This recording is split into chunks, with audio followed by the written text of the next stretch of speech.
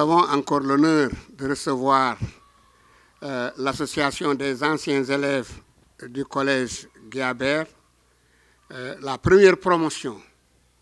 On les appelle, nous, les Tao. Ils nous avaient trouvés ici. Ils sont venus plusieurs fois. Depuis la Covid, d'ailleurs, ils sont là. Et ce qu'ils nous ont fourni comme matériel, nul autre ne l'a fait. Mais nous sommes très ravis de leur présence. Et pour vous, chers enfants, c'est un exemple. Cela veut dire que, quelle que soit votre situation demain, vous devez penser à vos arrières. Vous devez penser à revenir à votre bercail, l'établissement Henri-Louis Guiabert, et l'aider à vivre ou à survivre. Nous remercions encore profondément nos anciens élèves et nous sommes fiers d'eux. Si nous savions qu'ils allaient avoir ce comportement, nous aurions davantage fait. Mais quand même, nous sommes heureux qu'ils nous tendent la perche pour nous faire survivre. Nous sommes très contents d'eux et nous les remercions. Je ne peux pas trouver de mots pour vraiment les remercier. Assalamu alaikum wa rahmatullah. Kontaan nañu lool ci sunu taaw yi nga xam ne ñoo ubbi école bi ñoo ubbi collège Guiabert nekkoon fi élève comme yéen ba génn fii yàlla defal leen xéewal ñu dellu si seet seen gannaaw di indi njukkal fi nu fekk baax fi tax ñoom ñu tekki dara loolu nag jàngale la ci yéen ngeen def ci seen xel fépp fu ngeen mën a toll lépp lu ngeen mën a am ngeen di xalaat seen gannaaw di xalaat ni ngeen di xalaatee seen wayjur ngeen di ko xalaatee it fi ngeen jaar seen école ndax bu dul woon ñun xëy na ren du ngeen ñoom du ñu nekk fii ñu nekk te ñoom xam nañ loolu te ñu ngi koy jëfee bi Covid bi ñëwee li ñu jox ñoom administration sax joxuñu genn wàllam ci la ñu dund ba rëcc ci Covid bi ba léegi bàyyiwuñ ñu tey ñu ngi xalaat suñu jigéen ñi xam naa seen bàjjen dana kontaan seen bàjjenu école bi nga xam ni mooy toppatoo jigéen ñi toll diggante dana kontaan lool parce que lii daf ñu bett ñu ngi leen di gërëm ñu ngi leen di sant ci turu parents d'élèves yëpp yu collège bi maa ngi leen di gërëm ci seen tur ci seen kàddu di leen sant di leen ñaanal yàlla lu ñu man ren yàlla nañ man lu ko ëpp déwén jaay si lu jot suñu collaboration yàlla bu mu yem fii yàlla na continuer yàlla na di dem ba yéen ngeen ñëw di leen aw. Alors je serai pas très long. Je voudrais juste dire ce que moi j'ai trouvé et ce que j'ai vu.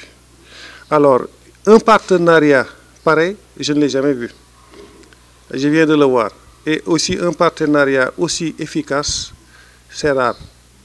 Lorsque je suis venu, j'ai trouvé un reliquat de masques et de produits d'entretien. On m'a dit que c'était l'APCG qui avait donné ça. Donc, durant la Covid, comme le président l'a dit, l'école n'a eu aucun problème pour protéger ses élèves et protéger aussi son administration. C'était des masques, j'ai trouvé un reliquat ici, il y en a encore aujourd'hui. Les masques noirs, on a écrit Bad Boy. Il paraît que c'est une grande quantité qu'on a donné et c'est eux qui l'ont donné, plus du détergent et tout ce qui concerne le matériel de propreté. Voilà, lave-mains, tout. Donc tout ce que vous voyez là, c'est eux. Donc on ne peut pas les remercier assez. Par rapport maintenant à leur partenariat avec l'école, ils ont donné du matériel de sport. D'ailleurs, nous avons réceptionné du matériel de sport que nous avons remis aux professeurs de PS. Mais il y a autre chose aussi qu'ils nous ont donné, c'est la connexion Internet. Depuis l'année dernière, nous avons une connexion Internet qui est continue. C'est elle qui alimente la salle là et qui alimente aussi le labo. Je pense que ça aussi, il faut le souligner. Et ils n'ont pas arrêté parce qu'ils ont vu que l'enceinte de l'école était dégarnie.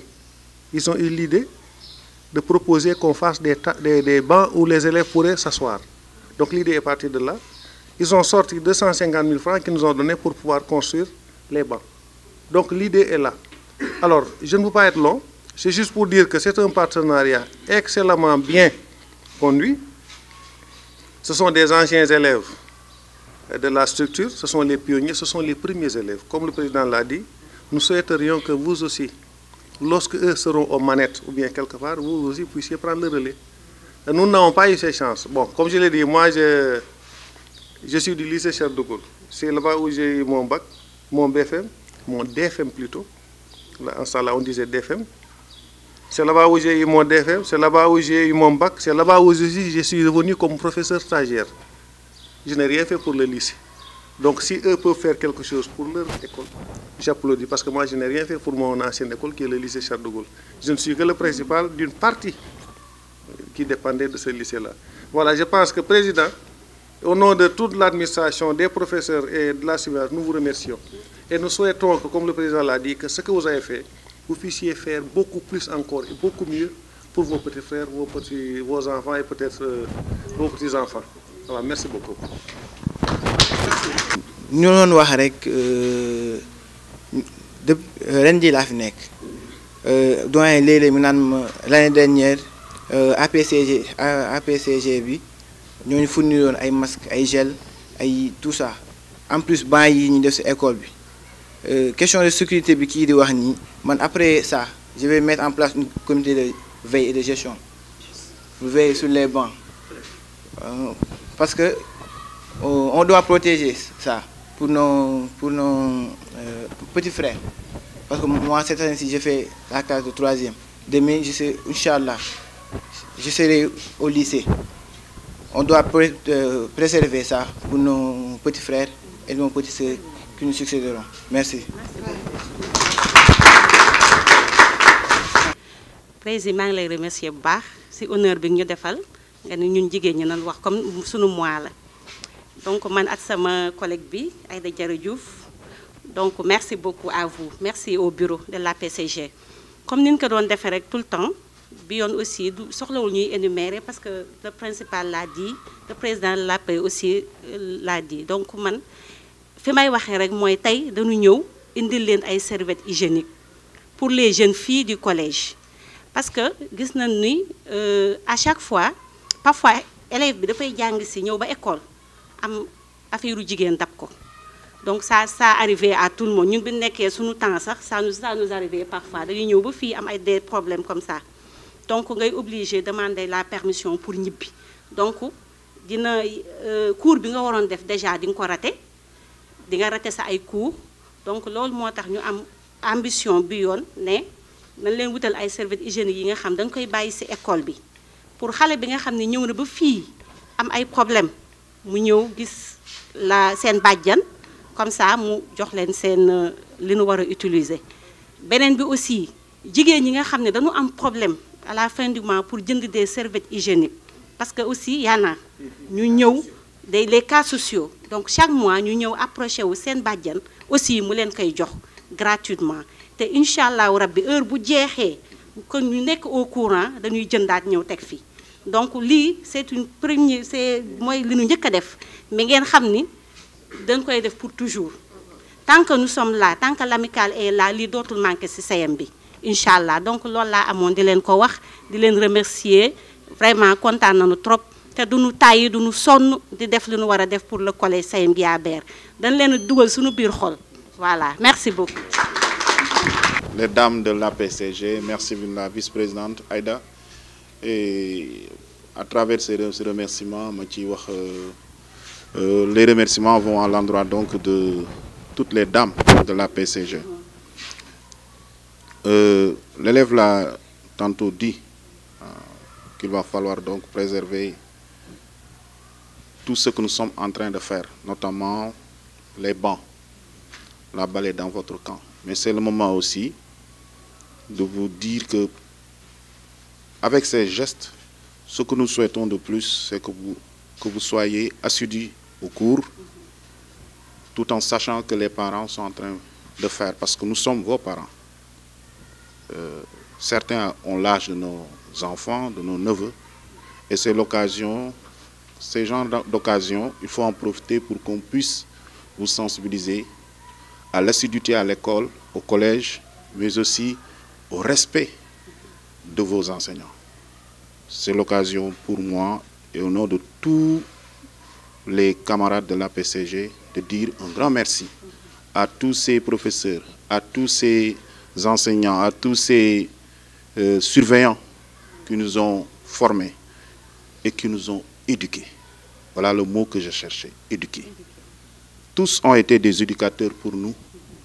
Et quand quelqu'un est un éducateur pour toi, il faut lui donner du respect. Je vous demande encore une fois de plus de donner du respect à ces gens-là qui sont devant le tableau noir, qui vous donnent de la connaissance et de l'éducation.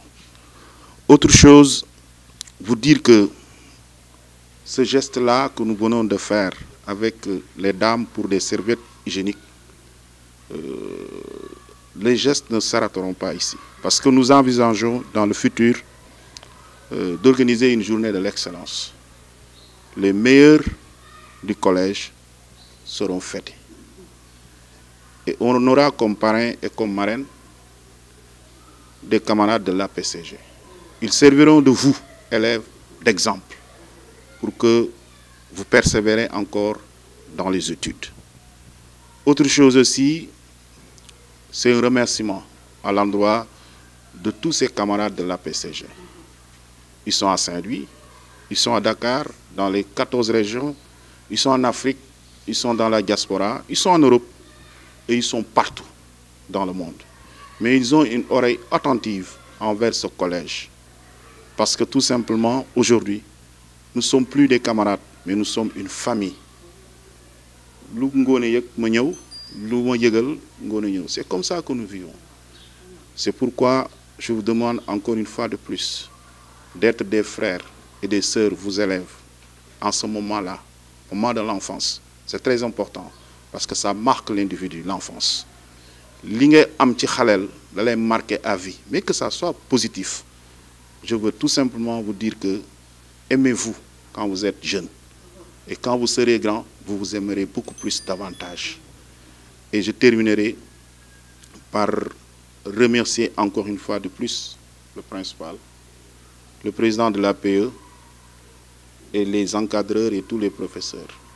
Et que vous portez nos paroles à l'endroit de nos anciens professeurs qui sont toujours ici présents.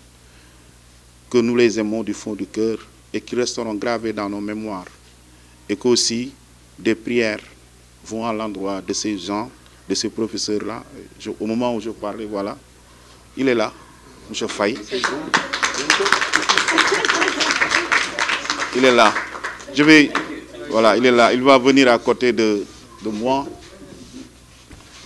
Un jour à la poste, j'étais en train de récupérer, j'étais tout simplement un jeune reporter d'un organe. Ce jour-là, j'ai récupéré mon, comme on dit chez nous, quoi. C'était une période, j'ai oublié, c'était un jeune reporter quelque part. Nous envoyons à la poste. Je tourne, je vois M. Jafaï. Je me suis dit au fond de moi-même, et ce jour-là, je suis venu, je l'ai salué. Et ce jour-là, j'avais du frisson. J'ai dit Alhamdulillah, certes mes parents ont fait pour moi, mais M. Faye nous a marqué. Parce que tout simplement, ce n'était pas quelqu'un qui nous donnait de la connaissance, mais c'est quelqu'un qui nous donne yed. Il est arrivé, ce bop sac, il est arrivé que la ceinture était mal placée. Il est arrivé que les filles, nous nous togué ci bir classe bi baxul, ils te jettent une craie pour que tu défrates sa tank. Ça nous a marqué. Ça, c'est nos papas et nos mamans qui le font à la maison. Mais vous l'avez fait en classe. Quel genre d'éducateur? Alors, nous melni fu ñu nekk ci liggéeyukaay ña fa ne dañ leen war a jàpp ñu nekk ay références. Mandé, une fois je l'ai dit à la radio, dans une émission, vous me donnez interviewé, parce qu'on revenait dans cette émission sur une gare, je les ai dit, il y a quelqu'un qui m'a marqué chez Moussa Faye. Il m'a marqué intimement, et je sais que ça a marqué les autres aussi, parce qu'il ne nous a pas donné seulement de la connaissance, mais il nous a éduqués. Et encore une fois de plus, devant vos collègues, devant les élèves, devant tout le monde, au nom de tous les pionniers du CEM Guiabert. Merci encore une fois de plus, M. Faye. Et longue vie aussi à un surveillant qui s'appelle M. Fall, et l'autre, le papa à Pape Samba, M. Cissé. Voilà. Ils nous ont marqués, chers élèves. Nous avons des références. Et encore une fois de plus, M. Faye, vous dire que ça nous a surpris lorsque vous êtes rentré. On vous remercie du fond du cœur pour tous. Merci, c'est un petit mot, mais c'est quelque chose d'exceptionnel quand vous le tirez, vous l'enlevez de vos tripes pour le donner. C'est comme ça, quoi. Et encore, merci encore une fois de plus. Tous les anciens, tous les pionniers sont plus que jamais déterminés, encore une fois de plus, à accompagner. Nous, ce bureau-là, ce sera notre... C'est notre dernière, c'est notre virage. Mais, vous l'avez amené à ragal. Nous sommes pour Japfi. Ça, c'est notre famille. Nous y croyons. Nous y croyons parce que tout simplement, presque chaque jour, on se voit, chaque fin du mois, on est ensemble. Donc, vous dire que, chers élèves, encore une fois de plus, vos professeurs-là, il faut les respecter.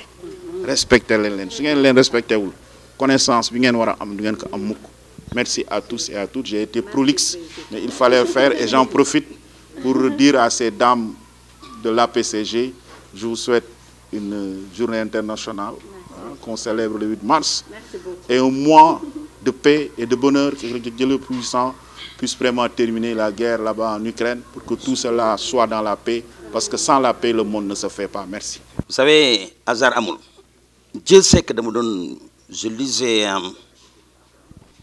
Chino Achebe, Arrows God.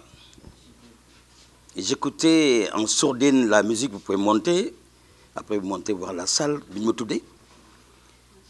j'écoutais en sourdine les anciens des années 67, Pape Djibi, cette musique-là qui passe en douceur, qui est en haut, et je lisais. Tout d'un coup, je me suis dit, mais Wachal Yegat. Et je taquinais Ngoné ce matin et les autres, parce que j'ai créé un book club. J'ai pris des élèves de 4e de Guiabert. Guiabert, c'est mes tripes. C'est pour moi. Je le dis au président souvent. L'année dernière, quand j'ai vu des élèves de 6e qui n'avaient pas de prof, je suis allé prendre la classe pendant 2 mois. Et Guiabert, c'est moi, et je voulais prendre une autre école. J'ai pris Guiabert, 15, elles sont là, ils sont là, qui sont avec moi dans un book club. On leur donne des trucs qu'ils lisent. Vous avez fini Tom Sawyer, Huckleberry Finn, and now you're having a new one. Ñu ngi ci beneen bu ñu lire roman ba mu jeex, je vous assure, je rends grâce à Dieu, Pape. J'ai fait 1 mois avec ces enfants-là. Ils sont en train d'étendre leur niveau lexical, le niveau grammatical, la compréhension du monde, comment vivent les autres, comme tu le dis, pour la paix dans le monde. Ils sont en train, je me suis dit, j'aurais rendu service à mon pays. Parce qu'ils sont en train de faire un excellent travail. Et des Américains sont venus Ohio. Ils sont là, elles sont là. Ce matin, nous avons fait cours avec nous. Ils ont chocolat, ils ont lait. Je watch fek fiki. Je watch sàcc fi ben éponge, ma ñëw di set principal gis mako pour mu may ma éponge, ma fekk ben éponge bu nek ci mbuus bële, ma ne ko coppet dem en disant prof bu ñëw dañ la sàcc nañ sama éponge maa ko jël. Ma pare indiwaat ko. Doon la set pour bu na la kaa xool xale yi dañuy liggéey. En tout cas, Fara, votre génération, yal na leen yàlla fay. Je te le dis tout le temps. Et xoolal ñoo dend kër aujourd'hui maa ngi moom. mu yore ay soxnaam ma yor samay soxna. waaw ñi ànd di xëy si léeg-léeg ma ne doom ji sa baay il était bon ma fekk la fi suba ce matin quand je t'ai vu je l'ai embrassé ba mu taxal ma rouge à lèvres bi sax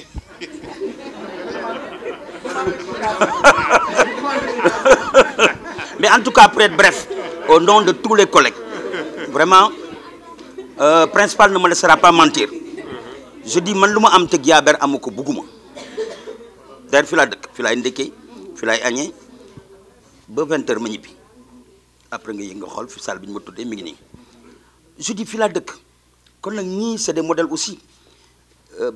Je vous ai dit quand j'ai vu les bancs là, je vous l'ai dit aussi, je suis venu vous voir. J'ai dit, vous ne savez même pas ce que vous êtes en train de faire. Vous êtes en train de récupérer les zones de la rue. Parce que c'était la rue. Maintenant, c'est à l'intérieur de l'école. Bravo. Que Dieu vous bénisse. Moi, c'est encore là, je vous le disais ce matin, peut-être pour 5 ans, 6 ans, 7 ans, j'ai 69 ans. Il ne faut pas rêver. J'ai 69 ans et 3 mois. Peut-être un peu plus. Et ce matin, je me suis habillé comme ça. Cette chemise, elle a 17 ans. Super Sambi, elle a 10 ans. Dali, m'ont changé tout. Et puis je vous disais ce matin, je me suis dit son classe. Je mets toujours des élastos. Bon donc, mais ni bu ma leen fay ñii fu ma leen fekk rek sargal bi ñu may sargal rek dafa neex kon nag suivez l'exemple et je termine. Il faut se dire à tout moment bu ñu kenn gën a gore ñi war ñu leen gën et boo yar nit da nga bëgg mu gën la yàlla na ngeen leen gën parce que loolu mooy servir le pays. Donc merci Pape pour ce que vous faites taxawaay bi. Il est toujours là depuis 20 ans, 25 ans. On a fait nos 25 ans ensemble. J'ai fait 7 ans ci kaw. maa ngi ni fi encore kon nag xale yi ñii ay modèles lañu li leen ñuy wax ñoom la moi j'ai de l'admiration, je te le dis tout le temps. Je dis vous êtes en train de faire un excellent travail. Continuez dans cette voie, vous êtes sur la bonne voie. God bless you.